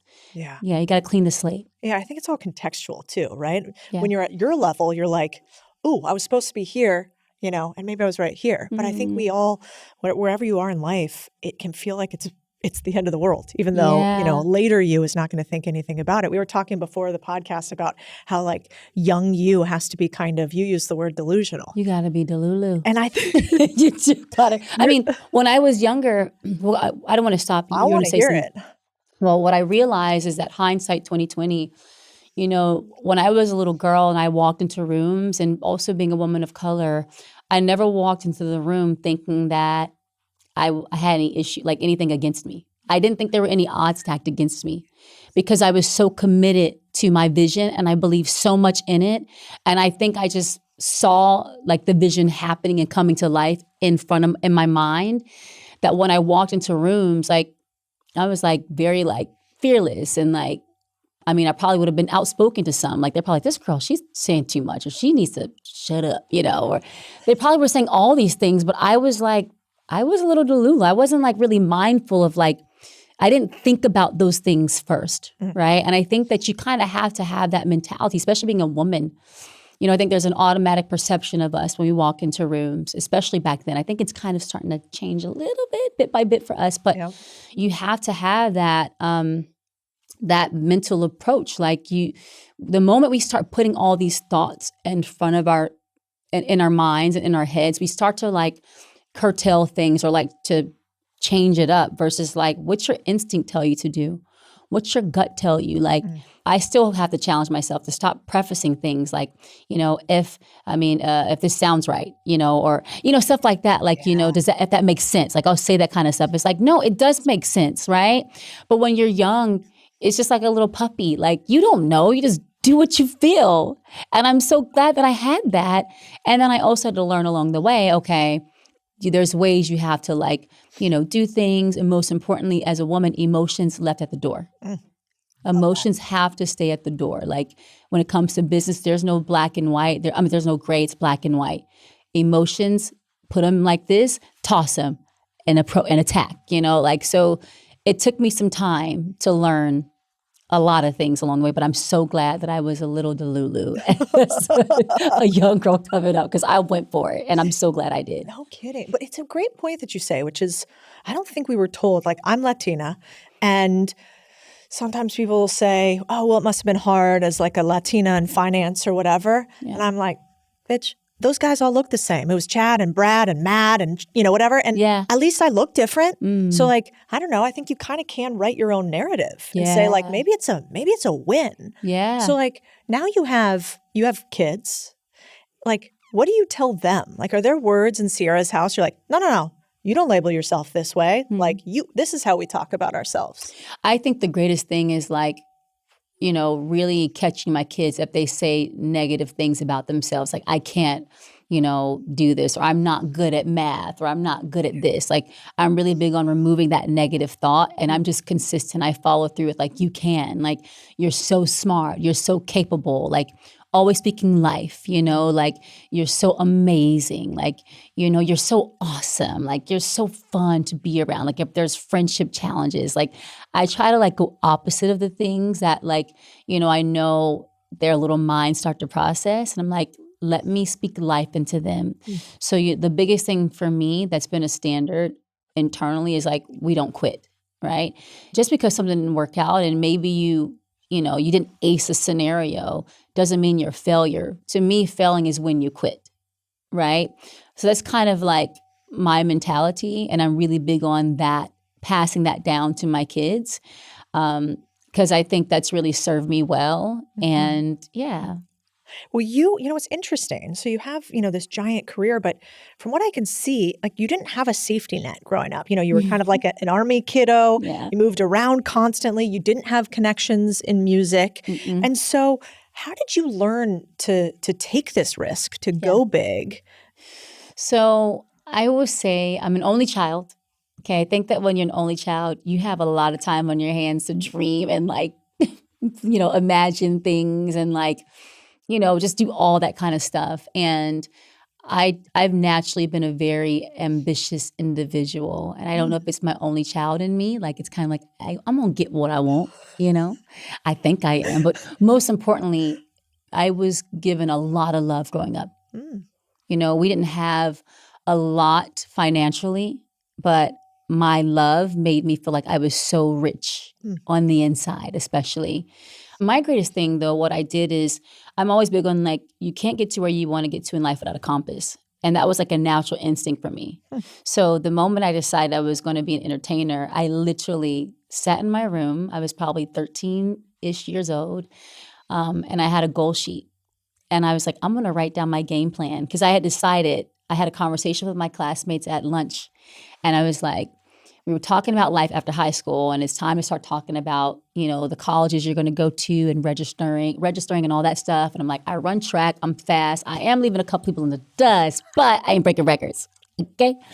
I did long jump, triple jump, 4x1, 100. I mean, like, I was thriving, but again, I was realistic. I'm not breaking records. That's holding up a gold medal just may not be for me. And I also did cheerleading, which I loved, but I was like, that's not going to be my ultimate job, but I love it and respect the sport. Shout out to the cheerleaders in the world. Okay. It is a sport. All right. But I was like, I know I can sing and dance, and was never trained to do any of it. Like, it was me just kind of being within myself. Again, only child, energy. Like, you're like, I think I have some talents here. Like, okay, let me channel these talents. And I knew I wanted to be an entertainer. And the moment I decided that, like, me being a determined little girl and like ambitious, I said, let me write down my game plan to get there. And literally 2 weeks after I wrote down my game plan, which was, and it was a yellow blue line paper. I've got to go to my mom's house to find this, or my mom and dad's house. But basically I had 3 goals. Is my first goal was to get discovered. And then I wrote down how I was going to do it. So I was going to put myself in talent shows and, find ways to be exposed so someone could discover me. And I remember signing up for the national anthem at my high school. It was the first thing I ever did publicly, right? Now, mind you, I'm coming raw. I ain't had no training. Nobody's told me, how to do this. I'm just doing what I thought I saw on TV or what I was studying. So I'm singing the national anthem and then on and the rock is red glare. I cracked. And then I'm like, sorry, the bomb's bursting. But I was really so nervous. Okay, but that was the beginning, right? I said, put myself in talent shows, go do the national anthem, just do anything to be exposed. That was the first goal, get discovered and how to do it. So the second goal was once I got discovered, to sell 3 to 4 million albums. And then the third goal was to have longevity. Okay. So this was like my little short list, my short goal list. At 13. Yeah. So I did the national anthem, talked to my friends at school about this is what I'm going to do, at that same table. We were talking about our goals post high school.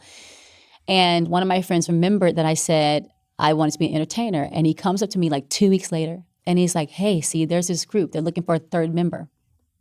Would you want to audition? And I'm like, yeah. So I get on the phone, I start singing, and I sound a hot mess. I don't know why they wanted to see me, to be honest with you, but they still wanted to see me. Maybe my friend pumped me up and was like, I'm telling you, she's so talented or something. I don't know. But they still wanted to see me. I went to the group's house, and this third member they were looking for, I was probably the 5th person to audition for this. They had already had 4 girls before me kind of thing, right? So, and the third member just was not working out for this group. But I made the group, made the group, and then clearly that didn't work out. But I still had my eyes set on the prize. And I ended up pursuing my solo career with the same person that discovered the group or was working the group. Signed my first admin deal when I was 15. And then I signed my first recording contract with a major label at 16. That is wild. Okay, so now goal 1, check. Get discovered. Thank God it happens, right? Then I put out my first album, Goodies, when I turned 18. Well, the song Goodies came out when I was 18, album 19, all in the same year. That was 18. And I put that out, and then thank God, we not only did 3 to 4 million albums, we did 5. And it's still rolling, right? And then the third goal was to have longevity. And so now I sit here talking to you, 21 years later since I put out the album, but I just always been a big believer that you can't get to where you want to get to without a compass. And I think the most important thing is just reminding myself the power of speaking life and manifestation because it is real. Like a lot of things that have happened in my life, it's happened, of course, by working hard for it, but also by speaking life into it and manifesting it. And I'm really big on when I say, I want to make something happen. Once I believe it and then I start saying it, there's something that just happens psychologically for me and I just start to will myself in that direction, right? Yeah. So if somebody wants to manifest like you, what is the process? Do you write it down, then you say it out loud, then you start taking action to it? How do we copy Sierra? For me, I would say you got to have a vision first, right? And we got to be realistic with our vision. I knew I could sing and dance. I knew I was raw at it. A lot of my training happened in front of the world in real time. Wow. Right? I didn't have a lot of show experience or any of that stuff. But, I had a vision. It was very clear. And I think that vision that you have, it's got to give you goosebumps. Oh, that's a good one. It's got to give you an exciting feeling, right? Because you're going to need that exciting and passion feeling more times than you can imagine, right? Because it's the passion. They say when you do what you love, you never work a day in your life.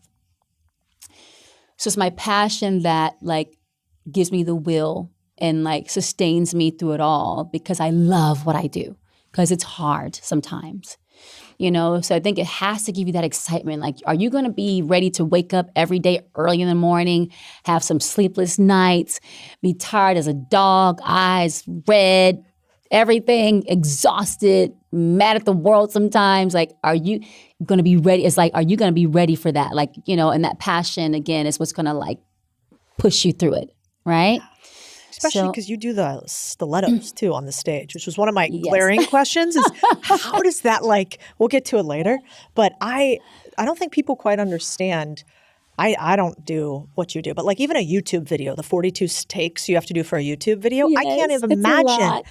Right. Because The passion, that's right? out. I'm like, I want to make this great. Yeah. So you might go to bed, sore, beat up, shot. But it's like, for me, what do they say? Sometimes beauty is pain. Like, it's worth it for me because my mission is to be the best I can be. My passion is what drives me. Like, I want my fans to have the best experience and visual, right? Like a visual experience, performance experience, song experience. So again, it goes back to my passion for that, right? So I'm always like, the day that I stop having that passion and love for what I do, then I stop. Then you're out. Because I know I won't. What you have to put into it, there's not enough zeros to quantify, the hard work, or at least you're trying to work to get enough zeros to quantify. But who knows? You may never get it. So that's why the passion is so important. Yeah. There's this quote from Emma Bombeck. She was like an old school feminist, but she says when I stand before God at the end of my days, I hope I will be able to say I'm wrung dry. I have not one drop left. I love that. I know. I always think about that. Yeah. That's what it takes. You got to do the work that is fun for you that other people feel like is work. 100%. And then you win. Yeah, 100%. So I would say the passion, I would say, once you've locked into that vision of what you want to do, it is big to write it down, to write down your goals, surrounding it, and then if you have other goals in general that aren't even connected to it, write down your goals. Because again, what's your compass? For me, in this very moment in my life, I'm overdue a whiteboard session. I love whiteboard sessions. Love a whiteboard. Right? Yes. You put everything up on the board. It helps you to see clear, what do you have going on at this moment? And then what do you need to do less of? And then are we staying focused? Yeah. So again, check your compass. Set your compass and then continually check it. Yeah. But yes, write it down, right? And then there's this part of believing, right? Believing in the vision and then speaking life into it. I love that line. So when you're whiteboarding, is this do you and your husband whiteboard? We whiteboard together. Stop it, that's adorable. We do. Who's in charge of the marker? Our team. We both get on the board. we are both so passionate and so determined together to accomplish our goals that we have individually and together. It's important, I think, for one hand to know what the other hand is doing. We both feel that way. Yeah. And so we love a whiteboard because it also, in the midst of our hectic lives, because his world goes a mile a minute, my world goes a mile a minute, our minds go a mile a minute, but it helps us to kind of be in sync in the midst of the chaos. Yeah. Yeah. So, and we love doing it with our teams, So, yeah, I think if you have those visualization, writing it down, believing in it, writing it down and speaking life into it, those things work, and they have worked. And then obviously, I'm a spiritual person, so I believe in praying over what I'm trying to accomplish. It's really significant and it's a very important piece, I believe it's Habakkuk 2:2. And please forgive me if I'm misquoting it. All of the people that have the Bible down to the T, which is one of my goals, right? They'll tell us. But it says, write it and make it plain. It's a really, or faith without, what is it? Faith without works is dead. Or there's these different things that they say. You got to believe in the vision. You got to be clear in your vision. Don't be all over the place. Hone in on what you really want to accomplish. And then go for it. Yeah, my pastor the other day said something that I was like, that's so good. Sometimes I feel a little guilty asking for material things or stuff in life, right? And he was like, who are you to think that God is so small that he can't handle that and everything else? And I was like, I don't know, but I feel that, Yeah. So is there I love that you're talking about faith. I think it's we were talking about it before. It's having a little bit of a resurgence. It's okay to talk about it publicly. I feel for a while it wasn't so public. But I'm curious for you, how do you integrate faith into what you do? Your husband and you are both faith-based from what I can understand. And what does even praying over it look like to you? Oh, man. You have to have faith because you're going to be tested. Right. You're going to be challenged. You're going to fall, right? And when you fall, what do you go to? What is your what do you fall back on? What helps you to get back up it's your faith. Like it's the ability to see the light at the end of the tunnel. And for me, I'm always looking towards the light. And even if I have a moment where I have to pause and regather myself, I'm sincerely, I really mean what I'm saying. I'm not even saying it just to say it. Like I always see the light at the end of the tunnel. My philosophy is also too, like the sun is shining no matter where I am. Right? You hear people talk about like the weather and they're like, you know, they're living in Seattle. They're like, it's always so gloomy. Like, listen, the sun is always shining no matter where I am. Like that's my mentality. Right? But you have to see the light because again, it goes back to that passion, right? Your passion is going to drive you. But man, when it gets tough and you're like, can this really happen? Like this feels impossible. This feels insurmountable. Like I got to stand on something. And my faith is the truest thing. It's the one thing that also gives me peace. It's the one thing that makes my weight or the heaviness of things feel lighter because it allows me to believe again. It allows me to like, you know, reinstill my hope, like to get things where they need to be and just to stay the course. Yeah. So I picked up my phone because there was this thing I looked up about faith the other day. Faith strengthens us during trials. Because we live in a sinful, fallen world, we will face difficulties, but our faith is what helps us remain strong during hard times.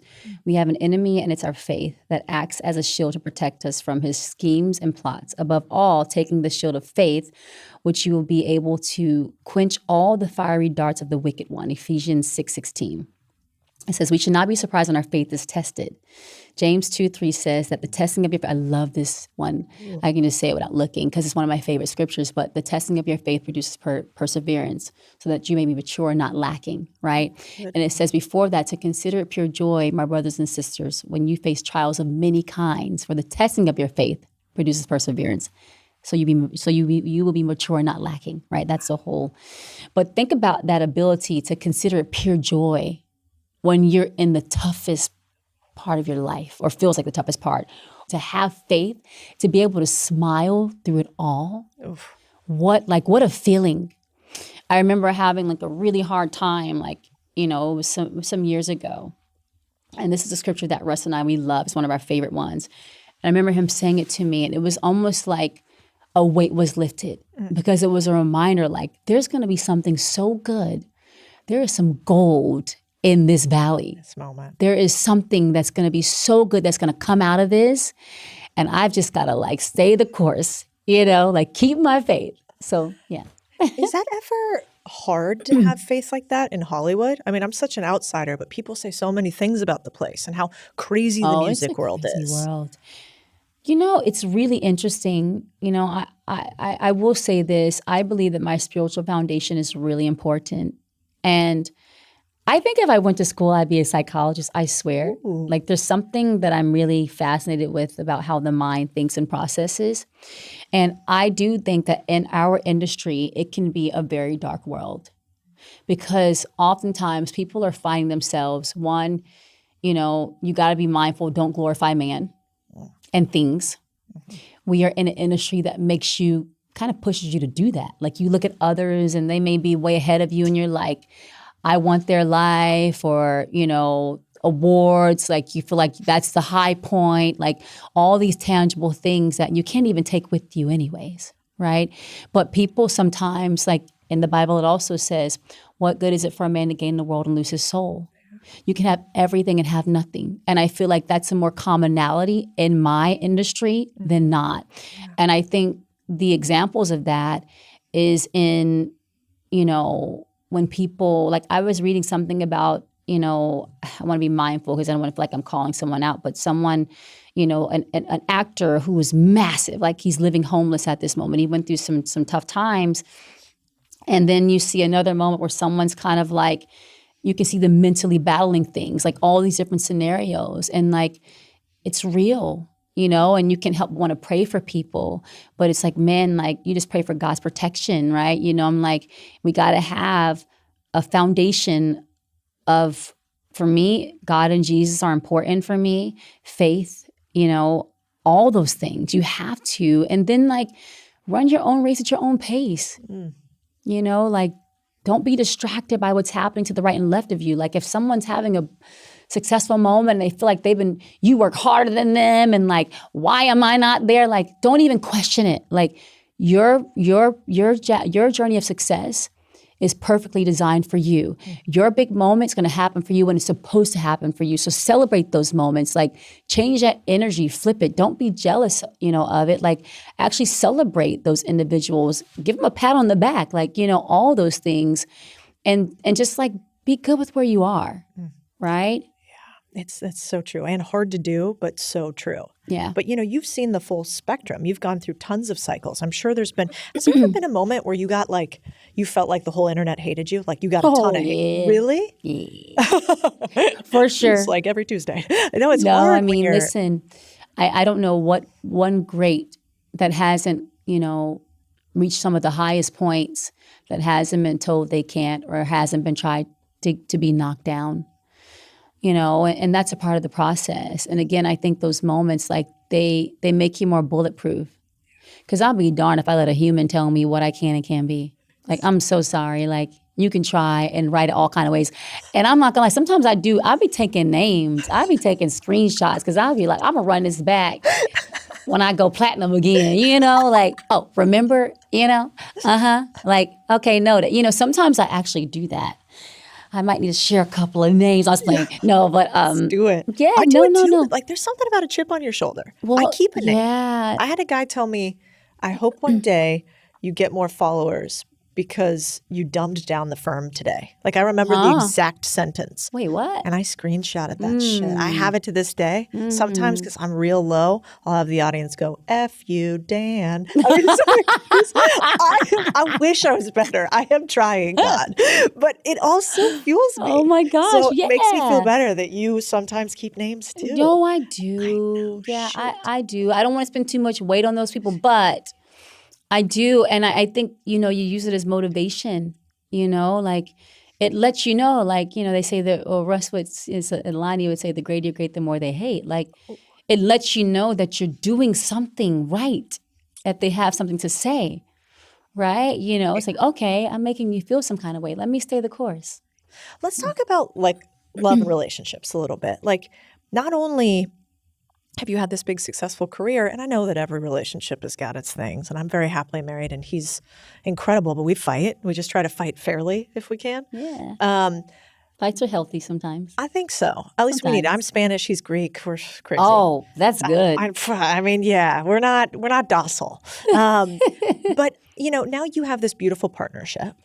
What is some of the things you do, some of the secrets that you have? How do you stay grounded and happily married in a world that is chaotic and a crazy career too? Yeah, I think, we always say, we said it since day one, we got engaged. It was actually part of the first conversation we had after he proposed to me. It's like we say, having Jesus at the center. Having a spiritual foundation is really important. Because, what is it? Like, lean out on your own understanding. Sometimes when we put the matters into our hands, it gets real tricky, But I would say communication, man. Sometimes you have to have hard communication moments. And I do believe that, at least historically for us, whenever we've had a conversation where it's like, okay, this is a big conversation, so many good things have come out of it, right? And we've grown together through those moments. So you can't be afraid to talk about the stuff that makes you uncomfortable. Communication rules the nation. I've always said that.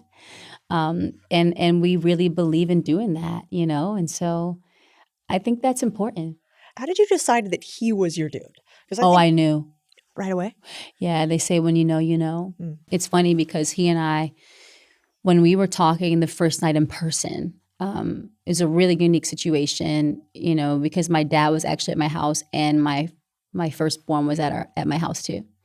And, I said, well, we were meeting up as friends, and he's like, I wasn't meeting up just to be no friends, We joke about, we laugh about that. Yeah. No, but it was, more so than anything, because in this world that we live in, unfortunately, when you step outside, like normal people would when you're dating, if someone sees you, they preset things for you, and so you want to protect that and give yourself a chance to really get to know each other. So when we were talking, in person for the first time, we literally forgot to eat, right? We were supposed to eat at some point, and he had a meeting actually, and then I needed to get my food. We talked about I actually talked about a restaurant that we liked in the conversation. But anyways, we chatted, for hours. And, when we were talking, I'm like, he's different. And the initial conversation that we had felt like no initial conversation I ever had in my life. And I remember calling my best friend and makeup artist, Yolanda Frederick Thompson. I called her and I said, Yoli, I was like, I don't want to jinx anything. I was like, but I think, and I didn't even want to say it. And she said, he's the one. And I go, yes. Oh. And the same thing for him when he was talking to his friend, after we were together, he said the same thing, right? But you just know. When you know, you know. It's a feeling. You can't fully describe it, but you know the difference. And so that's my, my story. Yeah. I felt the same way with my husband. You did? Yeah, totally. Well, we've known each other since we were 11. So I guess when I first met him, when I was 11, I wasn't feeling that way. But we reconnected later in life. He stayed friends with my dad. They're very close. Wow. But our first date was 3 days, which is crazy because we went to a music festival. And then 3 weeks later, we moved in together. And so wait, how did you guys, you're friends, but when you reconnected, the energy was like, we're connecting on some other stuff. Okay, because I'm like, how y'all just turned to we're going to go on some dates? Okay. Yeah. So wait, then what happened? You said you moved in when? 3 weeks later. Oh my gosh. Which is crazy. Unhinged. I'm not that unhinged. How long have you guys been married for? We've been married for 7 years and been together for 10. Yeah. That's amazing. Yeah, we're going on year 10 of being married. Congratulations. Yeah. That's amazing. Yeah. So it's funny because, thank you. The first, we always say we were hanging out ever since we met. So, shortly after that, I'm living in Seattle and now here we are. That's wild. Yeah, it's crazy. What do you think? I mean, I know it's always tricky giving relationship advice, but it seems like a lot of statistics. People are getting married less than ever. They're finding less love, having less sex. And you could feel a certain way about those things. But I think there are a lot of people out there that are looking for their person. Mm-hmm. What do you tell a young woman or a not so young woman about how to find their person or how to be a type of person that attracts your person? Well, see, I think it goes back to some of that stuff I was saying earlier about manifestation and speaking life. And I think there's also the take care of self phase. That's important for us, right? We have to, I think, love on ourselves first so we can be good with self, right? And we don't want to be in a place where love is what makes us complete. Right? Love is a cherry on top, right? Now there is, a saying in the Bible about without love, you have nothing. So now, you want to move from a place of love, you would say God is love, but yeah, I think that you want to be right with yourself first, right? Go out yourself sometimes. It's okay to eat by yourself. It's okay to be by yourself. We have to embrace the self phase first, I think. And then I think that you have to visualize what you want to attract in your life, right? What do you not want? What does he or she look like to you? How do they love on you? How do they love on themselves? How do they love the people around them? Do they make the room better? You start to visualize all these things. And I do believe that there's power in that because you know what I do think we do sometimes? When you lawfully throw in the air that I want love, but you don't define it, you will get that. But then when you put in the air, I want love, but under these conditions, or it looks like this. It feels like this, it makes me feel like this. You start to have this thing to where it's when you see it, you go, that's it. Yeah. But you're not able to see it if you don't define it. It's so true. Right? It's like trying to explain a zebra to somebody who's never seen it. You're but once you've seen it, you're stripes, black and white, that's exactly it. Donkey. Yeah, totally. Yeah. I also, what's interesting about your relationship, if you guys have built businesses together. So we have one of your businesses right here, which we haven't even tried yet. I can't believe you made me coquitos. I made you coquito. I have to shout out Tony Chapman, the chef, because she taught me how to make this for the first time. No way. And when I tell you, I cannot stop going back. No, for real. Because you can get lit because it tastes so good. I had to be hammered by the end of this podcast. But it's a fun holiday drink. Thank you. This is lovely. And this is your rum. 10 to 1 rum. I'll tell you a little bit after the first sip. This is delicious. Oh my gosh. Also, I feel kind of fancy. You just stick this cinnamon stick in here. I'm into things that are fancy but super easy. The You know what little I mean? pops of detail. Yeah, exactly. And it's not complicated. No. Some coconut, condensed milk. We have our white rum and our dark rum. And I'll just tell you, there's 0 sugars in our rum. We want people to reimagine rum, right? Look at rum in a way that you've never seen it before. Get out of the colonial, got to make it in pina colada, strawberry daiquiris only. Yeah. Rum can play. We say that any other spirit, anything you can do, rum can do better. Just facts. But no, seriously, like you can have so much fun with rum. So like, for example, you're Latina and we like margaritas. I said we, because I'm Mexican. I'm Mexican, okay? Black and Mexican. I've never heard that before. Yes. I love that. Black and Mexican. But I love a margarita, but I take the rum, I call it a rumarita. So you do the white rum in place of the tequila. That's hot. Yes, but you can have fun. Like you can have so much fun and play. And that's been an amazing discovery for me on the journey of rum and sharing my story. That was the first drink I ever had in my life was rum at 21. And so it's a real thing for 21? me. Yeah, first time. You never had a drink before 21? Never. Good for you. I accidentally sipped some gin in my mom's fridge. I thought it was water. That sounds awful. I was That's like, not okay. I spit that thing out so fast, but my first drink official, like this is what I'm doing was 21. That's wild. I was not as good as you. I had a few cocktails. Well, too you're early. Latina, so I start early. I'm going to blame it on I'm that. Mexican, so I understand. But also you speak Spanish. Actually, I heard a funny thing about you. I heard you can do all the accents. Yeah, kind of. I can. I play around. What's think your it's the favorite military accent baby to in do? me. Oh, that's probably part of it. Well, plus you're an entertainer. Like even the way you say sentences is interesting because they're thoughtful. Like you said a thing, well, 2 ways. One, I want to hear your favorite accent. This is so good. Dude, I'm telling you. My favorite accent is Latin, is Mexican. Come on, Okay, or come on. Spanish. What's the best accent? Hola, me llamo Ciara. Yo no espero. Estoy muy agradecida para hoy o para el día. Nailing it. Y yo, yo estoy muy agradecida. Aw, I'm happy to have you too. Sí. I want to tell and you, then- I hear you can do a crazy Steph Oh impression. my gosh. I think we should Steph, embarrass her. She's like, girl, I don't know if I'm going to be up in there like that because we ain't going to be doing that interview if they talking crazy. We ain't doing it. I'm telling them right now. I'm going to call them up. Watch this. I'm from Decatur, Georgia, so You nailed that. People I'm a don't know Southern her, girl. but like I'm a little bit crying. no, she will. That's that voice, right? Yeah, I'm going to tell him we ain't calling his ass. Oh my God. She I'ma told me call this him one right back. story about like throwing a shoe. And she was like, I can't do accents, but Yeah. she was like, I told them if you throw a shoe at me, you better knock me out. That's 'cause exactly I'm coming at you. Exactly. I was She like, said, she's like, I'm a chihuahua. She said something crazy about being a chihuahua in a pit bull's body or something she said that was crazy. A pit bull in a chihuahua's body or something. And I was like, and the pit bull always wins. It's something about the tiny ones. They're just so big. But you know what? I am Shout obsessed. out to the tiny ones. Shout out to the tiny ones, yes. But I am obsessed with languages. So like my biggest thing is when I travel, I like to, it's kind of my way of showing respect and appreciation to that region or that country. And I love being able to always say like hi and bye and thank you. So if I go to Japan, I say, Choto nihongo hanashimasu. Watashi no namae wa Asera desu.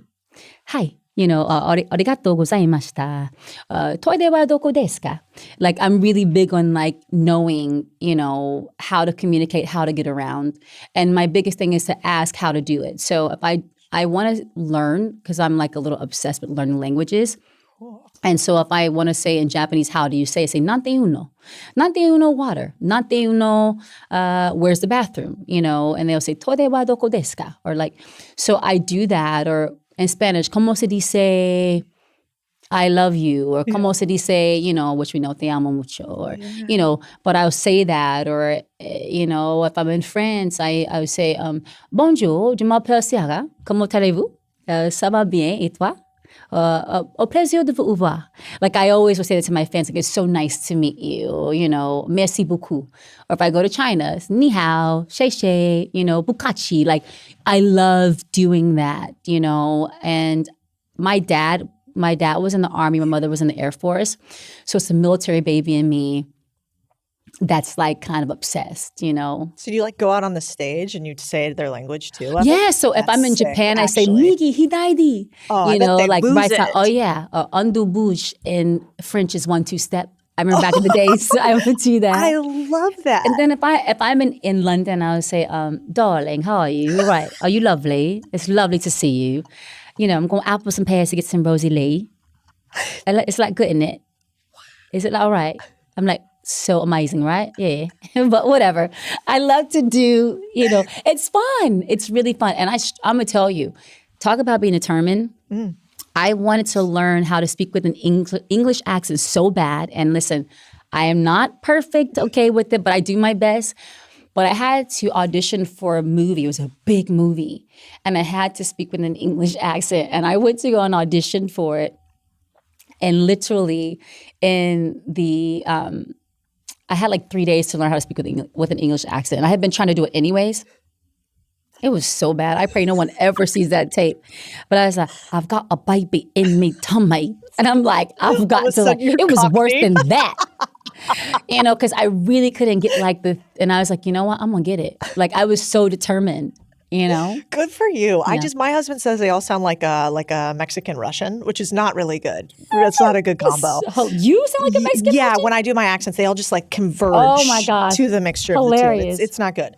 But I do think, you know, I think there's something really beautiful about this like curiosity, you know, like you continue. So your bio is so fascinating. Like we talked about 10-1 a little bit, which I hear is like one of the most awarded rums out there. I had no idea, by the way.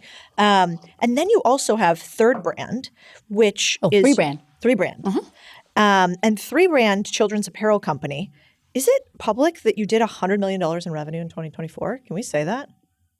Yeah, you can. That's wild. Yeah, we've been These very, are big very businesses. blessed.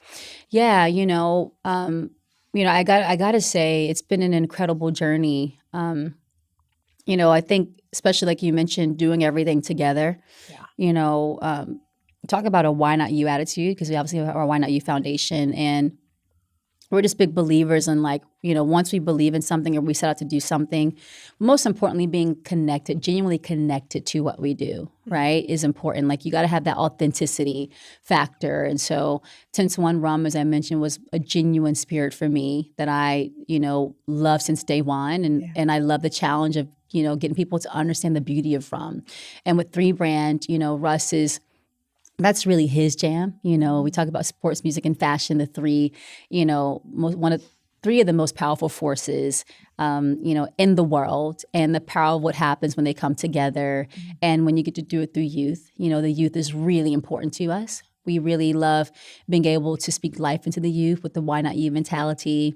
When it comes to fashion, you know, it's a fun place to play in and a fun place to activate in. We obviously have our kids, you know, family is really important to us. And we get to share, you know, our passion and pour our passion and love into the brand, to 3 Brand as a whole. And it's a gift, you know, when you say those numbers for just 2024 alone. We've been on this journey for like almost 3 years, so you can multiply that by 3, right? Which is a blessing. And so, you know, it's not ultimately about that. You know, it's really about the ability to impact. You know, that's our ultimate goal. We love being able to impact and inspire kids in such a great way. And there's nothing better than doing it through fashion. So it's been a fun journey. And it's the coolest thing, you know, when we're taking our kids to school and you see other kids wearing 3 Brand, it's like, hey, like Russ was like saying to your dad, it's like, hey, that's my brand, you know, and it's the cutest thing. It makes you feel proud. It makes you feel motivated. And, you know, we've got some exciting things happening for the brand, and it's really just getting started. Yeah, I mean, I think what's fascinating about you is like obviously your songs are huge and you've done all these brand deals, but it feels like from a business perspective, you're starting to talk about business even more now with the podcast that you have or the show that you have. Oh, Apple Radio, Level Up Radio on Apple Music. There you go. And I think it's really cool because I don't even know that, you know, we've all known you. I remember when your first album came out. We've like known you publicly for a long time. But even when I was prepping for this, I was like, holy hell, she's done so much more than I realized. Like, what do you think is one of your like business superpowers? Like, why is 3 Brand $100 million? Like, what are the things you're like, we're so good at culture here, or we think about the design this way that nobody else does. Like, what is that for you, do you think, in some of these brands? I think it goes back to quality. Quality is everything. You know, you can talk a good game all day, but it comes down to how well does the item perform. I think that we do really great at quality when it comes to our products and the things that we associate ourselves with. I think That has to be hard, right? Because you're getting pitched a billion things a day. Yeah, it is. But, you know, fortunately, a lot of the things that we've been doing, we've actually kind of started them, you know, and then there's like investment opportunities that you do. And that's like kind of gambling a little bit. You're taking a risk and those, you know, it's great when it works. Yeah. But the cool thing is that a lot of the brands that we're focused on right now are ones that have come directly from us to some extent. 10 to 1, actually, my partner, Mark Farrell, I met him a year after he got going with 10 to 1. It was in the middle of the pandemic. And I was pregnant as all get out. And then I also breastfed for 10 months long enough. And it was time for me to celebrate that moment. And I had a mojito with the white rum, the 10 to 1 white rum. And again, I had already had my passion about rum, but I was really curious about this brand. I'm like, oh, this is amazing. And then I met my partner, you know, and then, you know, now we're 5 years in the journey, and I serve as an investor and a proud co-founder and co-owner. And but it goes back to quality and the people too. You know, people are everything. And then culture.